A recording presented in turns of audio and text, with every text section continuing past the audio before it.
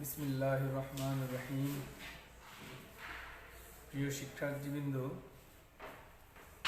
তোমরা যে যেখানে আছো আশা করি আল্লাহর রহমতে ভালো আছো। আমিও ভালো আছি আলহামদুলিল্লাহ। তো আজকে আমি দ্বাদশ শ্রেণীর ইসলামের ইতিহাস আলোচনা করব। আমাদের আজকের আলোচ্য বিষয় থাকবে আলাউদ্দিন খালজি সম্পর্কে। গত ক্লাসে আমরা আলাউদ্দিন খালজির পূর্বে জালালউদ্দিন খালজি সম্পর্কে আলোচনা করেছিলাম। তো আমরা আজকে আলোচনা করব আলাউদ্দিন খালজি সম্পর্কে। বিশ্ববিশ্রুত পর্যটক ইবনে বতুতা উনি বলেছেন যে মধ্যযুগীয় মুসলিম ভারতের ইতিহাসে আলাউদ্দিন খালজি একজন শ্রেষ্ঠ নৃপতি। তিনি ছিলেন জালালউদ্দিনের ভাই শাহাবুদ্দিনের ছেলে, অর্থাৎ জালালউদ্দিন খলজির ভ্রাতুষ্পুত্র এবং জামাতা ছিলেন আলাউদ্দিন খালজি। তো আলাউদ্দিন খালজি বাল্যকালেই তার বাবা মারা যায়, যে কারণে তিনি পিতৃব্যের কাছেই লালিত পালিত হন। তিনি আলাউদ্দিন আলী বা গরসাম নামেও অভিহিত হতেন। আলাউদ্দিন আলী 1261 থেকে 1267 এই সময়ের মধ্যে জন্মগ্রহণ করেছেন বলেই অনেকেই অভিমত ব্যক্ত করেছেন। যে যখন রণথম্বর আক্রমণ করা হয় তখন আলাউদ্দিন খালজির বয়স ছিল 34 বছর। তো যাই হোক, জালালউদ্দিন খালজি যখন সিংহাসন আরোহণ করেন, এই জালালউদ্দিন খালজির সিংহাসন আরোহণ করার ব্যাপারে আলাউদ্দিন খালজি অসামান্য ভূমিকা রেখেছিল।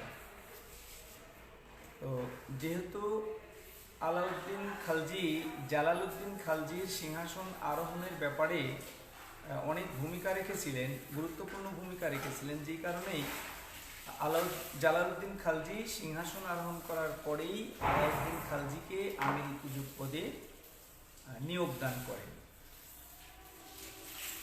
তো এই নিয়োগদান করার পরে দেখা গেল যে আলাউদ্দিন খালজি গিয়াসউদ্দিন বলবনের ভ্রাতুষ্পুত্র মালিক ছাজ্জুকে, যিনি কারার শাসনকর্তা ছিলেন, এই বিদ্রোহী ভ্রাতুষ্পুত্র গিয়াসউদ্দিনের বিদ্রোহী ভ্রাতুষ্পুত্র মালিক ছাজ্জুকে যখন পরাজিত করল, তখন জালালউদ্দিন খালজি আলাউদ্দিন খালজিকে কারার অধিপতি নিয়োগ করেছিলেন। তো কারার অধিপতি নিয়োগ করার পরেই এটা ছিল আলাউদ্দিন খালজির জীবনের একটি গুরুত্বপূর্ণ বিষয়। তো যখন তিনি এই কারার অধিপতি হলেন বা শাসনকর্তার পদে নিয়োগপ্রাপ্ত হলেন, তো তখন থেকেই তিনি উচ্চাকাঙ্ক্ষা পোষণ করতেন। যদিও আলাউদ্দিন খালজি অশিক্ষিত ছিলেন, কিন্তু তিনি অশ্বচালনায় এবং অসি চালনায় খুব পারদর্শী ছিলেন। যাই হোক, যখন তিনি কারার শাসনকর্তার পদে নিয়োগপ্রাপ্ত হলেন, তো তখন থেকেই তিনি এটা তার জীবনের একটা পট পরিবর্তনের সুযোগ হিসাবে দেখতে থাকলেন। তো আলাউদ্দিন খালজি আসলে কর্মঠ ছিলেন, কষ্ট সহিষ্ণু ছিলেন এবং তিনি উচ্চাভিলাষী ছিলেন। ফলে তিনি আশেপাশের কিছু অঞ্চলে অভিযান প্রেরণ করে অর্থ সংগ্রহ করতে থাকলেন এবং শক্তি বৃদ্ধি করতে থাকলেন। এই অবস্থায় আলাউদ্দিন খালজি যখন এই অবস্থায় গেলেন, তখন দেখা গেল যে তার জীবনে বেশ কিছু পরিবর্তন ঘটতে থাকলো। যেমন কারার অধিকর্তা হওয়ার পরেই তিনি 1292 খ্রিস্টাব্দের দিকে তার শাসনকর্তা অর্থাৎ আলাউদ্দিন খালজির অনুমতিক্রমে তিনি ভারতের যে একটা অঞ্চল ছিল ভূপাল, এই ভূপালের উত্তর এবং পূর্ব সীমানার 34 মাইল অদূরে, অর্থাৎ ভূপাল থেকে 34 মাইল দূরে উত্তর ভারতের যে উত্তর এবং পূর্ব দিকের একটা জায়গা ছিল ভিলসা। এই ভিলসা তিনি আক্রমণ করেছিলেন এবং এই ভিলসাটা তিনি আক্রমণ করে জয়লাভ করেছিলেন। তো ভিলসা জয়লাভ করার পরে জালালউদ্দিন খালজি খুশি হয়ে আলাউদ্দিন খালজিকে অযোধ্যার শাসনকর্তার পদটাও দিয়েছিলেন। তো এটা তো ছিল জালালউদ্দিন খালজির অনুমতিক্রমে, অর্থাৎ তিনি সিংহাসন আরোহণ করার পূর্বে জালালউদ্দিন খালজির অধীনে বেশ কিছু দায়িত্ব পালন করেছিলেন। যেমন ইতিপূর্বে বললাম যে মালিক সাজ্জুকে পরাজিত করে তিনি কারার শাসনকর্তার পদ লাভ করেছিলেন। সেখান থেকে তিনি উচ্চাকাঙ্ক্ষা পোষণ করতেন। আস্তে আস্তে করে তিনি বিভিন্ন জায়গা আক্রমণ করে শক্তি সঞ্চয় করেছিলেন, অর্থ সঞ্চয় করেছিলেন। এরপরে তার শাসনকর্তা জালালউদ্দিন খালজি তার অনুমতিক্রমে 1292 খ্রিস্টাব্দে তিনি ভিলসা জয় করলেন। ভিলসা জয় করার পরে তার শাসক জালালউদ্দিন বা তার চাচা বা তার শ্বশুর জালালউদ্দিন খালজি খুশি হয়ে তাকে অযোধ্যার শাসনকর্তার পদেও নিয়োগদান করেছিলেন। এরপরে দেখা গেল যে জালালউদ্দিন খালজির অনুমতি ছাড়াই তিনি আশেপাশে বেশ কিছু অভিযান প্রেরণ করলেন। তো এরকমই একটি জায়গা ছিল যেটা হলো যাদব বংশীয় রাজা যিনি দেবগিরিতে অবস্থান করতেন।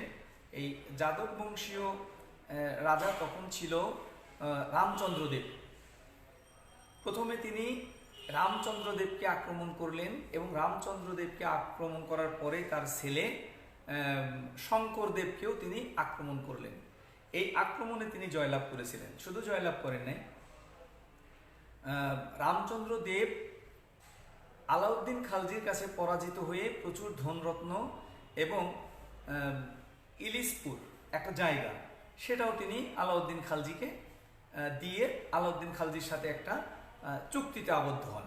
অর্থাৎ তার বশ্যতা স্বীকার করে আলাউদ্দিন খালজির একটা চুক্তিতে তিনি আবদ্ধ হয়েছিলেন। তো এই সময় যাদবের কাছ থেকে এই যাদব বংশীয় রাজা দেবগিরির যে রাজা ছিল রামচন্দ্রদেব, তার কাছ থেকে এই ধনরত্ন নিয়ে তিনি কারাতে প্রত্যাবর্তন করেছিলেন।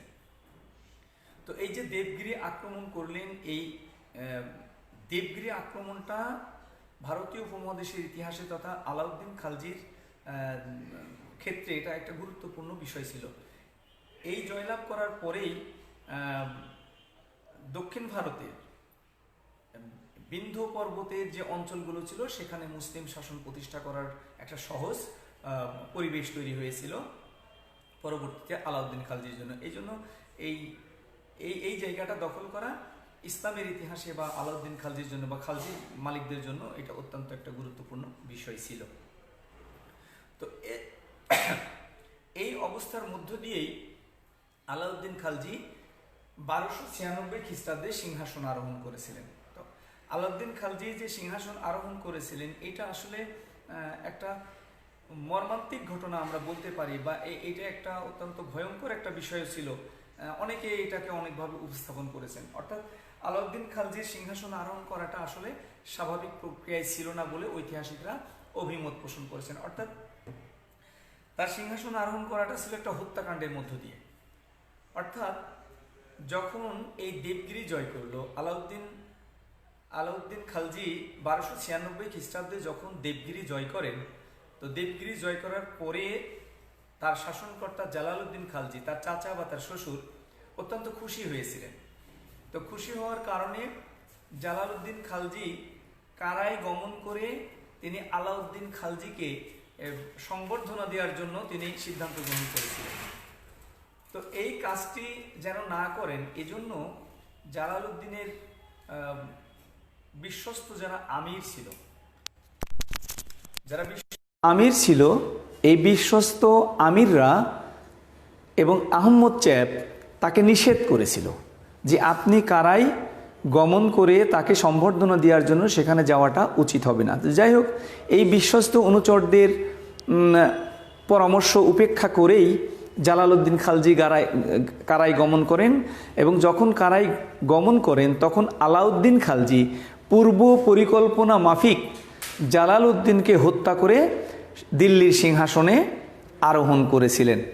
তো যেহেতু আলাউদ্দিন খালজিকে অত্যন্ত স্নেহ করতেন জালালউদ্দিন খালজি, একাধারে সে ছিল তার শ্বশুর এবং চাচা, তো তাকে হত্যা করে এইভাবে আলাউদ্দিন খালজি সিংহাসন আরোহণ করেছিলেন।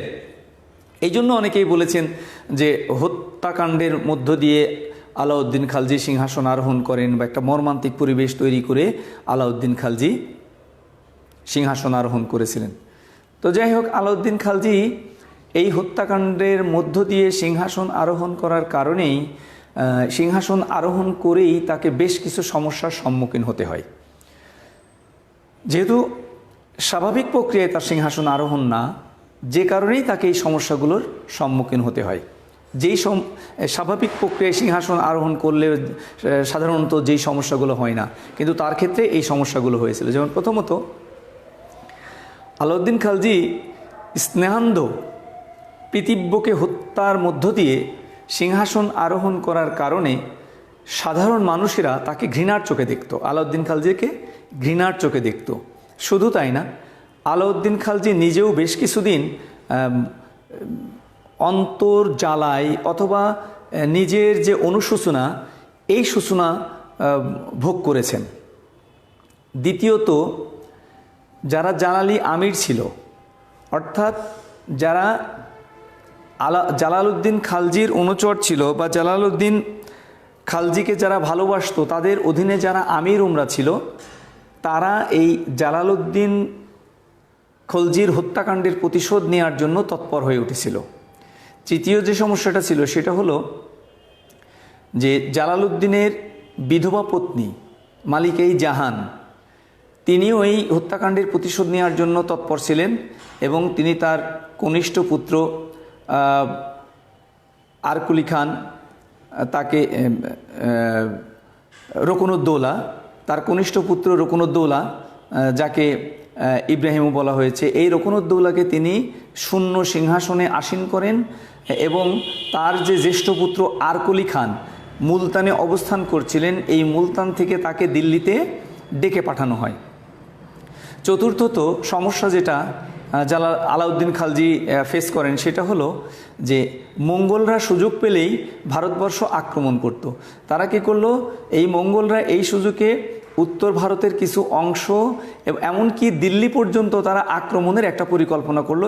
এই বিষয়টি আলাউদ্দিন খালজিকে খুব ব্যতিব্যস্ত করে তুলেছিল।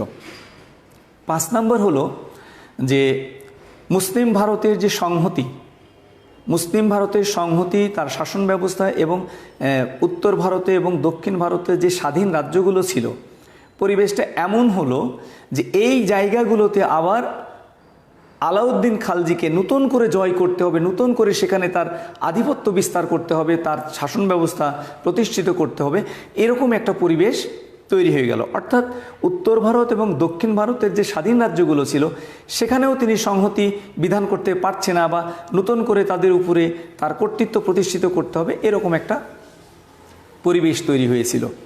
এরপরে আরও একটা বড় সমস্যা ছিল 6 নম্বর, সেটি হলো যে মুসলিম ভারতের যে জায়গাগুলো জালালউদ্দিন খালজির নিয়ন্ত্রণে ছিল, সেই সমস্ত অঞ্চলের যে স্থানীয় প্রশাসন ব্যবস্থা ছিল, এই স্থানীয় প্রশাসন ব্যবস্থা দেখা গেল যে কেন্দ্রীয় যে শাসন ব্যবস্থা, এই শাসন ব্যবস্থার উপরে তাদের ক্ষমতা চলে গেল। অর্থাৎ কেন্দ্রীয় শাসনকে স্থানীয় শাসকরা তারা মানছে না।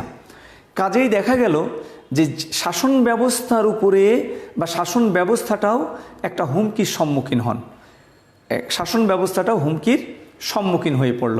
অর্থাৎ আলাউদ্দিন খালজি সিংহাসন আরোহণ করার পরেই অনাকাঙ্ক্ষিত বেশ কিছু সমস্যার দ্বারা জর্জরিত হয়ে পড়লেন, যেগুলো আমরা আলোচনা করলাম। যে মালিকা-ই জাহানের একটা সমস্যা, হত্যাকাণ্ডের পরে অনেকেই এই হত্যাকাণ্ডের প্রতিশোধ নিতে চেয়েছে, আলাউদ্দিন খালজি নিজেও কিছুদিন মানুষের ঘৃণার পাত্র হওয়ার পাশাপাশি নিজেও অনুশোচনায় দগ্ধ হয়েছেন। মঙ্গলরা বারবার আক্রমণ করেছে এই জায়গাগুলো এই অভ্যন্তরীণ কন্দলের সুযোগে। এরপরে যারা স্থানীয় শাসনকর্তা ছিল, প্রশাসক ছিল, তারাও সুলতানের শাসন ক্ষমতাকে অস্বীকার করলো। উত্তর ভারত এবং দক্ষিণ ভারতের যে স্বাধীন জায়গাগুলো ছিল, এই জায়গাগুলো এমন অবস্থা হলো যে আলাউদ্দিন খালজিকে নতুন করে সেখানে তার আধিপত্য প্রতিষ্ঠিত করতে হবে। সব মিলিয়ে শাসন ব্যবস্থা, অভ্যন্তরীণ যে শৃঙ্খলা ছিল, এগুলো একদম বিশৃঙ্খলপূর্ণ একটা অবস্থায় পরিপূর্ণ হয়ে যায়। এই রকম একটা অবস্থার সম্মুখীন আলাউদ্দিন খালজি হয়েছিল। তো যাই হোক, আমরা আগেই বলেছি যে আলাউদ্দিন খালজি আসলে কষ্ট সহিষ্ণু ছিলেন, তিনি উচ্চাকাঙ্ক্ষী ছিলেন, তিনি কর্মঠ ছিলেন। তো এত সমস্যার মধ্যে জড়িয়ে পড়েও তিনি হতোদ্যম হননি। তিনি এই অবস্থাগুলো থেকে, এই প্রতিকূল অবস্থা থেকে নিজেকে উদ্ধার করার জন্য বা নিজেকে নিরাপদ করার জন্য তিনি সিদ্ধান্ত গ্রহণ করেছেন। মনোবলের সাথে তিনি তাদেরকে দমন করার জন্য চেষ্টা করেছেন। তো এত সমস্যায় জর্জরিত হয়েও তিনি যে কাজটি করলেন, প্রথমেই তিনি তার ভাই উলুগ খান, সেনাপতি জাফর খান, এদেরকে তিনি দিল্লি আক্রমণের জন্য প্রেরণ করেছিলেন। তো যখন তিনি দিল্লি আক্রমণের জন্য প্রেরণ করলেন, তো উলুগ খান, জাফর খান দিল্লির যখন যাচ্ছেন, এই সংবাদ পেয়ে রকুনুদ্দৌলা তিনি তাকে প্রতিহত করার জন্য দেবগিরি পর্যন্ত তিনি অগ্রসর হয়েছিলেন। তো এই দেবগিরিতে একটা যুদ্ধ হয়, উভয়ের মধ্যে যুদ্ধ হয়। এই যুদ্ধে রকুনুদ্দৌলা পরাজিত হন। তো পরাজিত হয়ে তিনি, তার মা এবং তার সাথে যারা ছিলেন তারা পরাজিত হয়ে মুলতানে পলায়ন করেন। অর্থাৎ যেখানে সুলতান জালালউদ্দিন খালজির জ্যেষ্ঠ পুত্র আরকলি খান অবস্থান করছিলেন মুলতান, এই মুলতানে তারা গমন করেন এবং সেখানে তারা আশ্রয় গ্রহণ করেন। পরবর্তীতে দিল্লি যখন আক্রমণ করলো, আলাউদ্দিন খালজি যখন দিল্লি আক্রমণ করলো, দিল্লি আক্রমণ করে এই জাফর খান, উলুগ খান তারা কি করলো, আরকলি খান, আহম্মদ চ্যাপ, তারপরে তার মাতা মালিকাই জাহান, এরপরে রকুনুদ্দৌলা, এদেরকে তিনি বন্দি করেন। বন্দি করে যখন তারা সুলতানের দরবারে, আলাউদ্দিন খালজির দরবারে নিয়ে আসছেন, প্রতিমধ্যে দিল্লিতে যখন নিয়ে আসেন, প্রতিমধ্যে তাদের চোখ উপড়ে ফেলা হয়, চক্ষু উৎপাটন করা হয়। তো চক্ষু উৎপাটন করে ক্ষান্ত হননি তারা। আরকলি খান, রকুনুদ্দৌলা তাদেরকে হানসি দুর্গে বন্দি করে রাখেন। আর মালিকাই জাহান, আহম্মদ চ্যাপ তাদেরকে দিল্লির কারাগারে গৃহ অন্তরীণ করে রাখা হয়। তো এই অবস্থার মধ্য দিয়ে তখনও তো বেশ কিছু মালিক বা অভিজাত শ্রেণীর যারা ছিল, জালালউদ্দিন খালজির যারা অনুচর ভক্ত, এরা তো আসলে আলাউদ্দিন খালজিকে সমর্থন দেননি। ফলে দেখা গেল যে আলাউদ্দিন খালজি একটা কৌশল অবলম্বন করলেন। অর্থাৎ যারা তাকে মানতে চাচ্ছে না, এই সম্প্রদায়কে বা এই শ্রেণীর মানুষদেরকে তিনি অনেক ধনরত্ন দিয়ে তার পক্ষে আনার চেষ্টা করেন এবং তাদেরকে এই বিভিন্ন ধন সম্পদ দিয়ে তার পক্ষে নিয়ে আসেন। কিন্তু আলাউদ্দিন খালজি উপলব্ধি করলেন যে কোনো এক সময়ে তারা তার সাথে বিশ্বাসঘাতকতা করতে পারে, যে কারণে তাদের প্রতি তিনি কঠোর হয়েছিলেন। শুধু তাদের প্রতি কঠোর হয়েছেন তা না, এর পাশাপাশি তার ভাতিজা সহ যারা আলাউদ্দিন খালজির জন্য হুমকি স্বরূপ ছিল বা বিভিন্ন ষড়যন্ত্রে লিপ্ত ছিল, আলাউদ্দিন খালজিকে হত্যা করবে বা তাকে ব্যতিব্যস্ত করবে, এরকম যারা করেছিল, তার ভাতিজা সহ অনেককে তিনি হত্যা করেছিলেন। শুধু তাই না, এই যে যারা দিল্লিতে নওমুসলিম ছিল, জালালউদ্দিন খালজির সময়ে যারা জালালউদ্দিন খালজির সাথে এক দ্বন্দ্বে পরাজিত হয়েছিলেন, পরাজিত হয়ে মঙ্গলদের একটা গোষ্ঠী যারা ইসলাম ধর্ম গ্রহণ করেছিল এই জালালউদ্দিন খালজির সময়ে, তারা জালালউদ্দিন খালজির সাথে পরাজিত হয়ে অনেকেই আফগানে ফিরে গেছে, কিন্তু অনেকেই ইসলাম ধর্ম গ্রহণ করেছিল। যারা ইসলাম ধর্ম ওই সময় গ্রহণ করেছিল তাদেরকে নওমুসলিম বলা হয়। তো আলাউদ্দিন খালজি যখন চিন্তা করলেন যে এই নওমুসলিমরা তার জন্য একটা হুমকি স্বরূপ হতে পারে, যেই কারণে প্রায় 20 থেকে 30 হাজার এই নও মুসলিমকে আলাউদ্দিন খালজি হত্যা করেছিলেন। এই হত্যাকাণ্ডের মধ্য দিয়ে আলাউদ্দিন খালজি তার সাম্রাজ্যকে বা তার সিংহাসনকে তিনি শঙ্কামুক্ত করেছিলেন। তো যাই হোক, আলাউদ্দিন খালজি যখন এই অভ্যন্তরীণ বিদ্রোহগুলো দমন করলেন, এই অভ্যন্তরীণ বিদ্রোহগুলো দমন করার পরে তার সবচেয়ে বড় একটা সমস্যা ছিল, সেটা হলো মঙ্গল আক্রমণের বা মঙ্গল হুমকির যে একটা আশঙ্কা।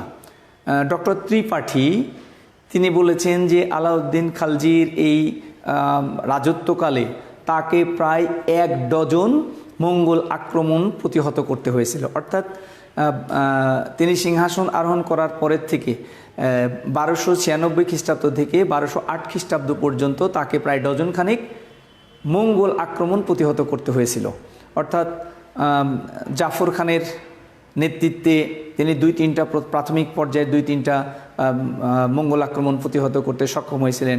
এরপরে গাজী মালিক ছিলেন তার সেনাপতি, তার মাধ্যমে তিনি বেশ কিছু মঙ্গল আক্রমণ প্রতিহত করেছিলেন।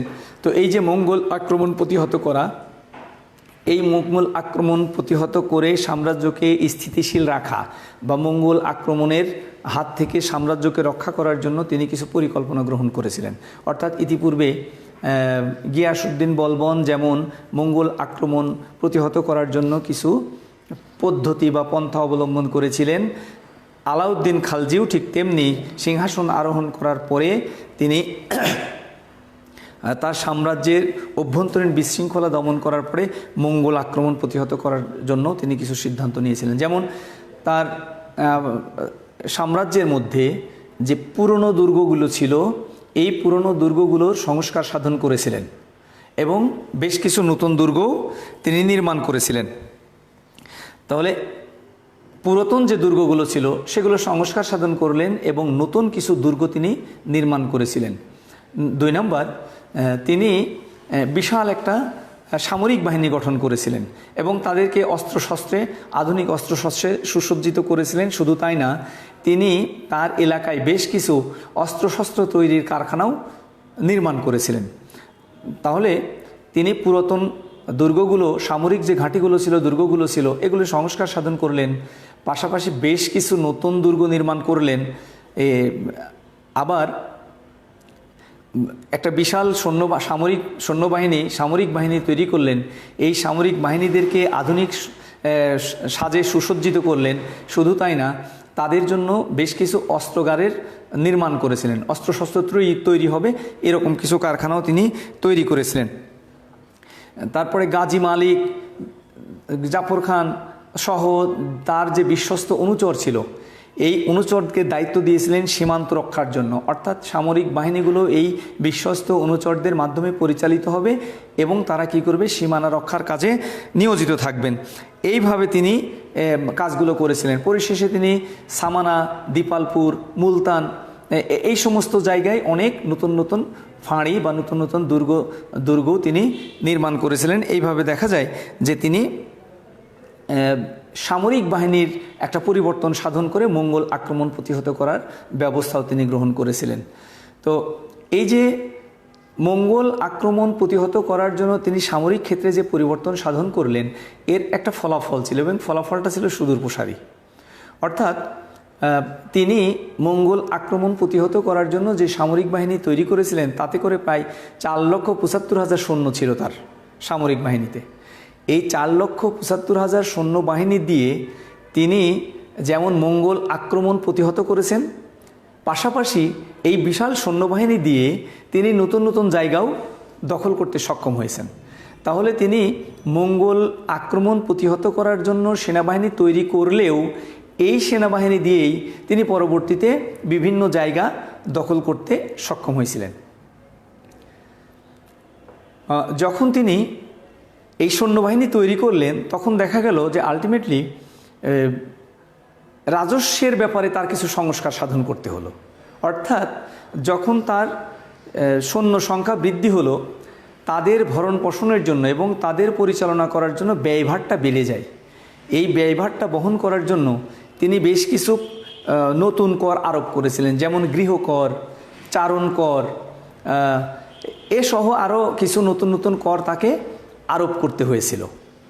তাহলে দেখা যায় যে এই মঙ্গল আক্রমণ প্রতিহত করতে গিয়ে যে তিনি বাহিনী তৈরি করলেন, সামরিক সংস্কার করলেন, এর একটা প্রভাব পড়েছিল সারা রাজ্যের মধ্যেই, বা তার বিভিন্ন ক্ষেত্রে এর একটা প্রভাব পড়েছিল। তাহলে এই সৈন্যগুলো পোষণ করতে গিয়ে তাকে রাজস্ব সংস্কার করতে হলো।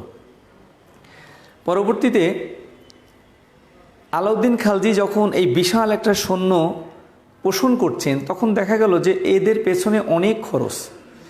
তো স্বল্প খরচে এই সৈন্যগুলো কিভাবে পরিচালনা করা যায়, এই কথা চিন্তা করতে গিয়ে এই বিষয়টা নিয়ে তিনি যখন গবেষণা শুরু করলেন, তখন তিনি চিন্তা করলেন যে যদি নিত্য প্রয়োজনীয় দ্রব্য মূল্য বা নিত্য ব্যবহার্য জিনিসপত্রের দামটা নিয়ন্ত্রণ করা যায়, তাহলে হয়তো কম বেতনে এই সৈন্যগুলো পরিচালনা করা যাবে। তো এখান থেকে তিনি দ্রব্যমূল্য নিয়ন্ত্রণের একটা চিন্তা করেছিলেন। তো আরেকটা বিষয় যেটা হয়েছিল, যেহেতু মঙ্গল আক্রমণ প্রতিহত করার জন্য সুলতানকে সবসময় ব্যতিব্যস্ত হয়ে থাকতে হতো, যেই কারণে দেখা গেল যে তিনি সামরিক স্বেচ্ছাতন্ত্রে ঢুকে পড়েন, অর্থাৎ সামরিক বাহিনী দিয়ে তিনি তার ইচ্ছামতো শাসন কার্য পরিচালনা করতে থাকলেন। অর্থাৎ মঙ্গল আক্রমণের সাথে তার সামরিক বাহিনীর একটা সম্পর্ক ছিল। এই সামরিক বাহিনী পরিচালনা করতে গিয়ে তার রাষ্ট্রের মধ্যে বিভিন্ন ক্ষেত্রে বিভিন্ন ধরনের পরিবর্তন সাধিত করতে হয়েছিল। এর পাশাপাশি দেখা গেল যে এই যে মঙ্গল আক্রমণ, এই মঙ্গল আক্রমণের প্রতিহত করা বা মঙ্গল আক্রমণের কারণে রাষ্ট্রের একটা বড় ধরনের পরিবর্তন হয়েছিল। সেটি হলো যে দিল্লি ছাড়া, দিল্লি তো ছিল রাজধানী, দিল্লি ছাড়া রাষ্ট্রের অন্যান্য জায়গায় ওরকম করে মানুষ নিরাপত্তা আছে এই জিনিসটা বোধ করতো না, অর্থাৎ তারা সবসময় নিরাপত্তাহীনতায় ভুগত। ফলে দেখা গেল যে সাম্রাজ্যের বিশেষ করে যারা জ্ঞানী গুণী পণ্ডিত সাধক, এরা কি করলো, রাজধানীতে অবস্থান করতে থাকলো, দিল্লিতে অবস্থান করতে থাকলো। তো দিল্লিতে যখন অবস্থান করতে থাকলো, তখন দেখা গেল যে দিল্লি একটা বড় শহরে পরিণত হলো, এবং অনেকেই এটাকে বাগদাদের সাথেই তুলনা করেছেন। এটা বাগদাদের সাথে তুলনা করেছেন যে বাগদাদের সমকক্ষ এবং কনস্টান্টিনোপলেরও প্রতিদ্বন্দ্বী একটা শহরে পরিণত হয়েছিল। তো যেহেতু বিভিন্ন জায়গায় নিরাপত্তার অভাব ছিল, জ্ঞানীগুণী ব্যক্তি যারা ছিল তারা রাজধানীতে চলে আসে এবং রাজধানীতে তারা জ্ঞান চর্চা করতে থাকে, রাজধানীতে তাদের কার্যক্রম করতে থাকে, সুলতানও তাদের পৃষ্ঠপোষকতা দান করে। ফলে দেখা গেল যে এই দিল্লিটা অনেক বড় একটা শহরে এবং অনেক নামকরা শহরেরগুলোর একটিতে পরিণত হয়েছিল। তো আলাউদ্দিন খালজির এই পরিস্থিতিতে এসে তো উনি তো প্রায় দীর্ঘ সময় ধরে এই অভ্যন্তরীণ বিদ্রোহ দমনে ব্যস্ত ছিলেন। উনি অভ্যন্তরীণ বিদ্রোহ দমন করলেন, মঙ্গলদের আক্রমণ প্রতিহত করলেন প্রায় 3 বছর ধরে। এই সময় এসে তার মধ্যে একটা নতুন চিন্তা বাসা বাঁধে। সেটি হলো যে তিনি একজন দিগ্বিজয়ী, মানে বিশ্ববিজয়ী একজন নেতা হবেন, রাজা হবেন, পাশাপাশি তিনি একটি নতুন ধর্মমত প্রবর্তন করবেন। তো তিনি এই চিন্তা থেকেই আস্তে আস্তে করে কাজ করতে থাকলেন যে তিনি নতুন রাজ্য জয় করবেন, বিশ্ব জয় করবেন, তিনি নতুন ধর্মমত পোষণ করবেন। তো এই প্রসঙ্গে জিয়াউদ্দিন বারানি তিনি বলছেন যে আলাউদ্দিন খালজির এই বিজয় তাকে উন্মাদনাগ্রস্ত করেছিল। অর্থাৎ আলাউদ্দিন খালজি যখন বিজয় অর্জন করছে, তখন তিনি এমন অলীক এবং মানে এটাকে কি অবাস্তব চিন্তা তার মাথার মধ্যে ঘুরতে থাকে, যেটা আসলে ইতিপূর্বে দেখা যায় নাই। এই মন্তব্যটা করেছেন জিয়াউদ্দিন বারানি। তো এইভাবেই তিনি বলেছেন যে তার বিজয় তাকে উন্মাদনাগ্রস্ত করেছিল। তো কেমন, তিনি বিশ্বজয় করবেন, তিনি নতুন ধর্মমত প্রবর্তন করবেন, এই চিন্তাগুলো তিনি করেছেন। যে আসলে তিনি চিন্তা করলেন, আলাউদ্দিন খালজি চিন্তা করলেন যে আল্লাহর রাসূল যদি তার 4 জন অনুচর দিয়ে ইসলাম ধর্ম প্রতিষ্ঠিত করতে পারেন, তাহলে উনিও আলোক খান, নুসরত খান, জাফর খান, উলুগ খান এই বিশ্বস্ত অনুচর দিয়ে নতুন ধর্মমত প্রচার করতে পারবেন। তো যখন এই উদ্দেশ্যে তিনি কোতোয়াল আলাউল মুলকের অভিমত জানতে চাইলেন, আলাউল মুলকের অভিমত জানতে চাইলেন আলাউদ্দিন খালজিতে, তিনি এই ধরনের একটা চিন্তা করছেন। তো আলাউল মুলক তাকে এইভাবে বোঝালেন যে নতুন কোনো ধর্ম প্রতিষ্ঠিত করতে গেলে, প্রচার করতে গেলে, প্রবর্তন করতে গেলে এখানে নবীর আগমন ঘটতে হবে অথবা আসমানি কিতাবের আগমন ঘটতে হবে, নইলে এটা সম্ভব না। তিনি যুক্তি হিসাবে এটা উপস্থাপন করলেন যে চেঙ্গিস খান কত শত মানুষ হত্যা করেছেন, তারপরেও তিনি তার মতবাদ প্রতিষ্ঠিত করতে পারেন নাই। তিনি তার মতবাদকে অন্য জায়গায় প্রাতিষ্ঠানিক রূপ দিতে পারেন নাই, বরং চেঙ্গিস খানের যে বংশধরেরা ছিল তাদের মধ্যে অনেকেই ইসলাম ধর্ম গ্রহণ করেছেন, কিন্তু কোনো মুসলমান এই চেঙ্গিস খানের যে মতাদর্শ, এই মতাদর্শে উদ্বুদ্ধ হয়নি, উজ্জীবিত হয়নি, তাদের ধর্মমত বা তাদের নীতি গ্রহণ করে নাই, বরং উল্টা চেঙ্গিস খানের যারা মতবাদী ছিল তারা ইসলাম ধর্ম গ্রহণ করেছেন। অতএব এই ধর্মমত প্রচার করা অথবা বিশ্বজয় করাও সম্ভব না, কারণ আলেকজান্ডারের যে মন্ত্রী ছিল এই রকম চৌকস মন্ত্রীও তার ছিল না। যদিও আলাউদ্দিন খালজি উত্তর ভারত, দক্ষিণ ভারতের অনেক জায়গা দখল করেছিলেন, কিন্তু তখন তিনি সমগ্র ভারতবর্ষের উপরেই তার আধিপত্য প্রতিষ্ঠিত করতে পারে নাই, অথচ তিনি বিশ্বজয়ের চিন্তা করতেন। তো যাই হোক, আলাউদ্দিন খালজি তার যে একটা অভিমত বা তার যে মানসিকতা, তিনি নতুন ধর্মমত প্রতিষ্ঠিত করবেন, তিনি তার বিশ্ব জয় করবেন, এই বিশ্ব জয় করা বা এই নতুন ধর্মমত পোষণ করা, এটা আসলে তাকে তার যে বিভিন্ন এলাকা জয়, রাষ্ট্রের বিভিন্ন গুরুত্বপূর্ণ অঞ্চল জয়, এইটা তাকে উন্মাদনাগ্রস্ত করেছিল।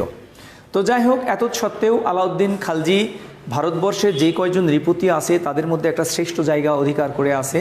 ইতিপূর্বে মোহাম্মদ বিন তুগলক, এরপরে আওরঙ্গজেব যে ধরনের শাসক ছিলেন, অনেকেই তাদের সাথে আলাউদ্দিন খালজিকে তুলনা করেছেন যে তিনি এরকম বিশাল একটা রাজ্যের উপরে তার আধিপত্য প্রতিষ্ঠা করতে সক্ষম হয়েছিলেন। তো যাই হোক, আলাউদ্দিন খালজি মধ্যযুগের মুসলিম ভারতের ইতিহাসে একজন শ্রেষ্ঠ নৃপতির আসন দখল করে আছেন, নিঃসন্দেহে আমরা এটা বলতে পারি। আগামী ক্লাসে আমরা আলাউদ্দিন খালজির অন্য বিষয় নিয়ে আলোচনা করব। আজকে এই পর্যন্ত শেষ করছি। সবাই ভালো থেকো, সুস্থ থেকো, নিরাপদে থেকো। আল্লাহ হাফেজ।